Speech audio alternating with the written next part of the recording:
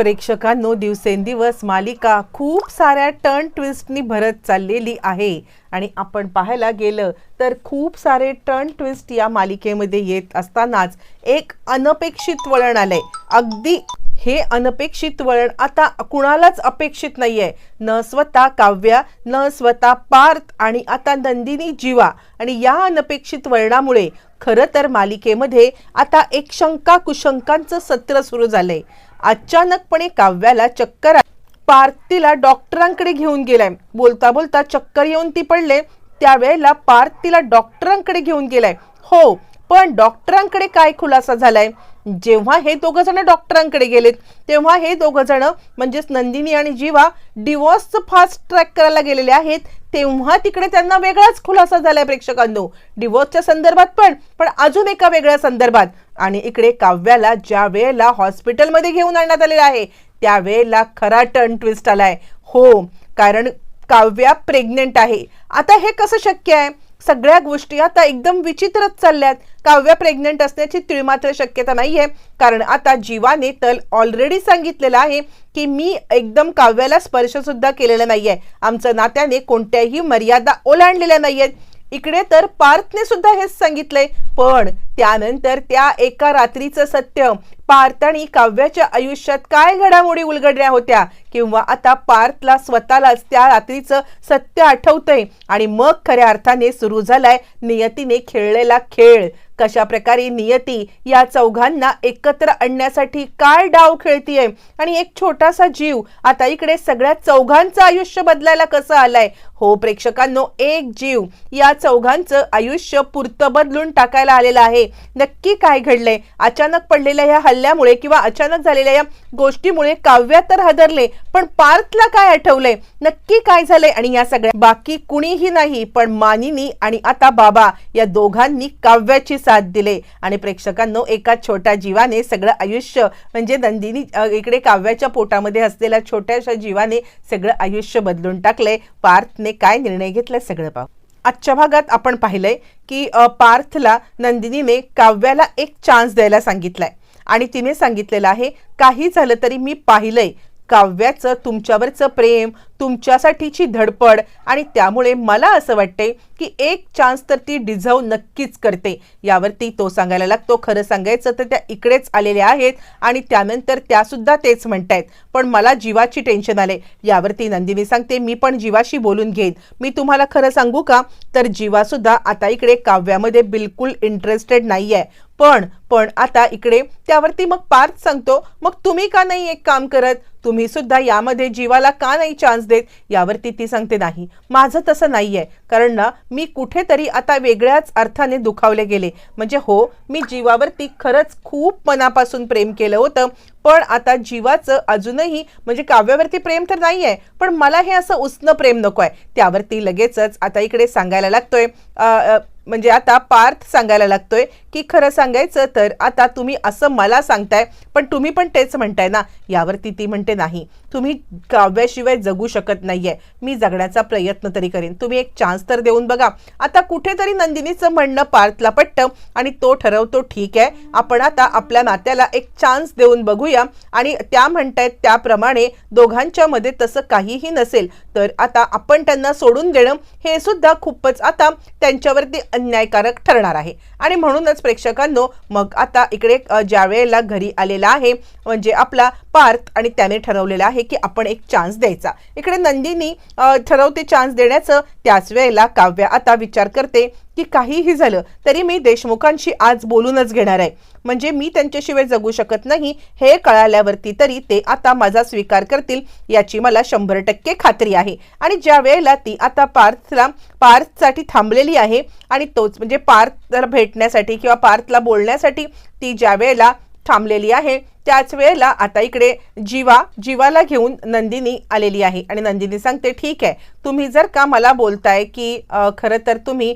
आता काव्याला विसरलायत आणि तुमच्यासाठी तर माझ्यासाठी एकच गोष्ट करा. यावरती तो म्हणतो काय करायचंय तुम्ही फक्त बोला. यावरती ती सांगते की तुम्ही मला डिवोर्स द्या. प्रेक्षकांनो, तिने आता ही अचरट मागणी केल्यावरती आता मात्र जीवा सांगतोय हे सोडून काहीही मागा, तुम्ही माझ्याकडे जीव मागितलात तरी चालेल. नंदिनी म्हणते खरं सांगू का, तर ज्याच्यावरती माझा अधिकार नाहीये ती गोष्ट मी आतापर्यंत कधीच क्लेम केलेली. असं म्हटल्यावरती प्रेक्षकांनो जीवा जरा फारच दुखावलाय. नंदिनी, मी कधीच तुम्हाला डिवोर्स देऊ शकत नाही. नंदिनी म्हणते खूप लेट झालाय, खरं तर आपण डिवोर्स फाईल तर केलेलाच आहे आणि आता मी फास्ट ट्रॅक मध्ये हा डिवोर्स करण्याचा प्रयत्न करते. पण प्रेक्षकांनो, तुम्हाला माहिती आहे का, फ्लॅशबॅक मध्ये जीवाने आता ज्या वेळेला त्या वकिलांची भेट घेतले तेव्हा आपला प्लॅन त्याने समजावून सांगितलाय आणि हा प्लॅन समजावून सांगितल्यामुळेच आता जीवा आलेला आहे नंदिनीकडे राहायला. मग वकील साहेब सांगायला लागतात, नंदिनी मॅडम फास्ट ट्रॅक मध्ये तुमचं काम होऊच शकत नाही. नंदिनी म्हणते का, काय झालं? त्यावरती तो सांगतो एकतर फास्ट ट्रॅक मध्ये काम करण्यासाठी दोघांची म्युच्युअल अंडरस्टँडिंग लागते आणि त्यात तुमच्या जीवा सरांनी ही म्युच्युअल अंडरस्टँडिंग दाखवलेली नाहीये. बरं, त्यांनी म्युच्युअल अंडरस्टँडिंग दाखवली तरी त्याचा उपयोग नाहीये. यावरती ती म्हणते का, मी ते तर आता तयार आहेत, मी त्यांना तयार केलेलं आहे. यावरती ते म्हणतात तरी पण उपयोग नाहीये, कारण आता खरं सांगायचं तर तुम्ही दोघं एकत्र राहताय. जर तुम्ही दोघं सेपरेट राहत असतात तर कदाचित आम्ही हे करू शकलो असतो, पण तुम्ही एकत्र राहताय, तुम्ही 6 महिने तरी म्हणजे वेगळं राहाल तरच हा फास्ट ट्रॅकचं काही चालू होतं.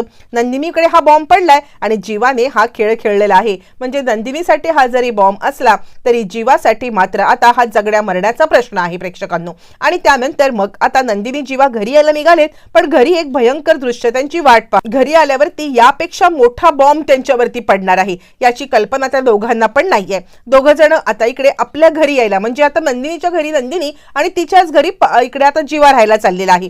ज्या वेळेला इकडे का मानिनीच्या बोलत आहे, मानिनी सांगते तू इकडे आलेली आहेस ही गोष्ट चांगलीच आहे, पण आता यापुढे तुला खूप स्ट्रॉंग राहायला लागणार आहे बाळा, आणि काही झालं तरी एक गोष्ट लक्षात ठेव की मी तुझ्या पाठीशी काहीही झालं तरी सुद्धा राहणारच आहे. त्यामुळे स्वतःला एकटी कधीच समजू नकोस, कारण मी तुझ्या पाठीशी खंबीरपणे उभी आहे. असं म्हणत तिने आता पूर्णपणे काव्याला सपोर्ट केलाय. काव्या सांगते की आज काहीही झालं तरी मी देशमुखांना सांगणार आहे माझं त्यांच्यावरचं प्रेम, आणि त्यानंतर मग त्यांना काहीही वाटलं तरी त्यांनी निर्णय घ्यायला मोकळे आहेत. त्यावरती मानिनी सांगते ठीक आहे, मी त्याला ऑलरेडी सांगितलंय की काही झालं तरी काव्य ह्या घरातून जाता कामा नये. प्रेक्षकांनो, आता दोघी जणी वाट पाहत आहेत ती पार्थच्या येण्याची, पण या दोघींना पण कल्पना नाहीये एक वेगळंच आता मोठं हे वादळ म्हणा किंवा चांगली गोष्ट म्हणा त्यांच्या दिशेने फास्ट वेगाने येत. आता इकडे काव्या ज्या वेळेला पार्थच्या येण्याची वाट पाहती आहे, पार्थ आलेला आहे आणि अचानक तिला गरगरायला लागले. पार्थ तिकडे आलाय आणि काय झालंय असं म्हणत तो तिच्याकडे पाहतोय. ऍक्च्युली ती सांगण्याचा प्रयत्न वेगळं करत असते, पण तिला आलेली चक्कर बघून पार्थला तर आता खूपच मोठा धक्का बसलाय प्रेक्षकांनो, आणि त्याला काहीच कळायला मार्ग नाहीये. नंदिनी नंदिनी असं म्हणत आता इकडे पार्थ खूपच गडबडलाय आणि तो नंदिनीला उठवण्याचा प्रयत्न, म्हणजे तो आपल्या काव्याला उठवण्याचा प्रयत्न करतोय. काव्या म्हणत तो आता आरडाओरडा करतच आहे. प्रेक्षकांनो, हे सगळं चालू असताना इकडे तो काव्या काही उठण्याची शक्यता वाटत नाहीये किंवा काव्याला काहीतरी वेगळं होतंय हे मानिनीने पाहिलंय. मानिनीला याच्यामध्ये काहीतरी शंका वाटले आणि मानिनी डॉक्टरांना बोलवतीये. डॉक्टर येत आहेत, तिला चेक करतायत. चेक केल्यावरती डॉक्टरांना जे समजलंय ते ऐकून आता इकडे काव्याला मोठा धक्का बसलाय प्रेक्षकांनो. म्हणजे आता डॉक्टरांनी जे सत्य सांगितलंय ते सत्य आता इकडे काव्यासाठी योग्य अयोग्य या वळणावरती येऊन थांबलेलं आहे. काव्य आता हसावं की रडावं हेच तिला कळेनासं झालंय. त्यात आता इकडे नंदिनीला कॉल आलेला आहे आणि नंदिनीला कॉल आलाय की काव्या प्रेग्नेंट आहे. आता मात्र हा कॉल मानिनीने केलाय. आता मात्र लगेचच नंदिनी जीवाला सांगते काव्या प्रेग्नेंट आहे, आपण एक करायला चाललोय आणि एक होतंय. यावरती जीवा म्हणतो मग चांगलं आहे ना, ती प्रेग्नेंट आहे तर त्या दोघांच्या मधलं नातं सुद्धा सुरळीतपणे चालू राहील. यावरती आता इकडे तो म्हणतो तुम्हाला काय वाटतंय की आता ती माझ्यामुळे प्रेग्नेंट आहे, तुम्ही माझ्यावरती असा आरोप कसा काय करू शकता असं म्हणत प्रेक्षकांनो तो आता इकडे नंदिनीवरती चिडलेला आहे आणि तो नंदिनीवरती म्हणतो माझा याच्याशी काही संबंध नाहीये, हे बाळ पार्थ दादाच आहे. यावरती मग आता नंदिनी सांगायला लागते हो, पण ज्या वेळेला हा सगळा गोंधळ चालू होता त्यावेळेला तर आता तुम्ही पाहिलं होतं ना की पार्थने सुद्धा सांगितलंय की माझा म्हणजे मी पवित्र आहे आमचं नातं म्हणून. यावरती तो म्हणतो मला माहित नाहीये, पण मला माझ्या बाजूने 100% माहिती आहे की मी काहीही केलेलं नाहीये. प्रेक्षकांनो, आता मात्र खूपच मोठा गहजबत झालेला आहे. हो, इकडे आता पार्थला येऊन डॉक्टर ज्या वेळेला हे सगळं सत्य सांगतात त्यावेळी पार्थ मात्र काहीच रिॲक्ट करत नाहीये, कारण कुठेतरी प्रेक्षकांनो त्याला काही गोष्टी आठवल्यात. आपल्यासोबत घडलेल्या गोष्टी म्हणा किंवा आपल्यासोबत बिघडलेल्या गोष्टी म्हणा, त्या रात्रीची गोष्ट म्हणा किंवा आता या प्रेग्नन्सीची गोष्ट म्हणा. इकडे काव्या मात्र अपसेट आहे. काय घडतंय हे माझ्यासोबत? म्हणजे मी स्वतःला सिद्ध करण्याचा जो काही प्रयत्न करते तो प्रयत्न नियतीने पूर्णपणे हाणूनच पाडायचं ठरवलंय का? मी आता माझ्या या नात्याला न्याय देण्याचं ठरवत असताना हे नवीन नातं माझ्यासोबत. तोपर्यंत धावत पळत पार्थ आता आतमध्ये आलेला आहे आणि पार्थ तिच्या हातात हात घेतोय आणि ती आपला हात झटकते. माफ करा म्हणजे देशमुख, मी तुमच्या खरंच लायकीचीच नाहीये. काय माझ्या आयुष्यात चाललंय मलाच कळत नाही. आणि पार्थ मात्र उलट झालंय आता. म्हणजे ती आता स्वतःला पार्थपासून वेगळं करण्याचा प्रेक्षकांनो प्रयत्न तर करत आहे, पण पार्थ मात्र या सगळ्यामध्ये इकडे तिला आपल्या जवळ खेचण्याचा प्रयत्न करतोय आणि तो म्हणतोय असं काय करताय तुम्ही? अहो, या ज्या गोष्टीसाठी तुम्ही अट्टहास करत होता ते सगळं घडलंय. यावरती ती म्हणते म्हणजे काय? मला कळतच नाही की मी प्रेग्नंट कशी? तुम्हाला माझ्यावरती शंका वाटते का? असं म्हटल्यावरती प्रेक्षकांनो लगेचच आता इकडे तो म्हणतो मला का शंका वाटेल? लग्न झाल्यानंतर माझा तुमच्यावरती किती विश्वास आहे हे तुम्ही विचार करू शकत नाहीये. मी विचारच करू शकत नाही की हे बाळ दुसरं कोणाचं आहे. हे बाळ माझं आहे आणि काहीतरी त्या रात्री आपल्यामध्ये घडलं होतं अशी मला पुसटची कल्पना सुद्धा आली होती, पण मी तो विचार झटकून टाकला. खरं सांगू तर आता हेच बाळ आपलं आयुष्य बदल. प्रेक्षकांनो, कुणाला जितका आनंद झाला नसेल किंवा अख्ख्या आयुष्यामध्ये जितका आनंद झाला नसेल तितका आनंद आता इकडे काव्याला झालेला आहे. आणि त्यानंतर मग मात्र काव्या आता खूपच खुश झालेली आहे.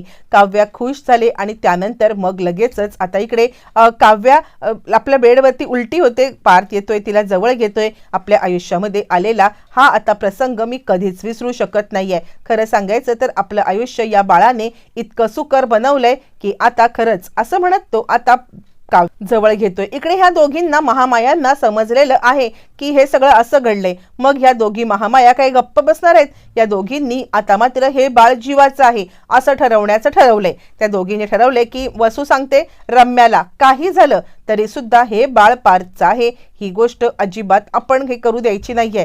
सगळ्यात महत्वाचं म्हणजे हे बाळ आता जीवाचं सिद्ध करायचं. म्हणजे आपण जो काही डाव रचलाय त्यात आग पेटेल. आणि असं म्हणत या दोघी जणी काही बोलणार, पण प्रेक्षकात कोणीही काहीही बोललं तरी पार्थ मात्र आपल्या काव्याच्या मागे ठाम उभा आहे आणि आता काव्याला फुल टू सपोर्ट करतोय. काव्याच्या आयुष्यामध्ये इतका आनंदाचा क्षण आलाय आणि फक्त पार्थच नाही, मानिनी आणि बाबा हे दोघं सुद्धा फुल टू सपोर्ट मध्ये पार्थचे आहेत.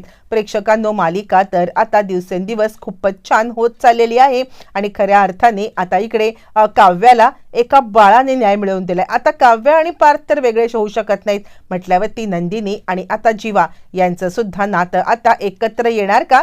येणाऱ्या भागामध्ये सगळ्या गोष्टी आता कळणार आहे.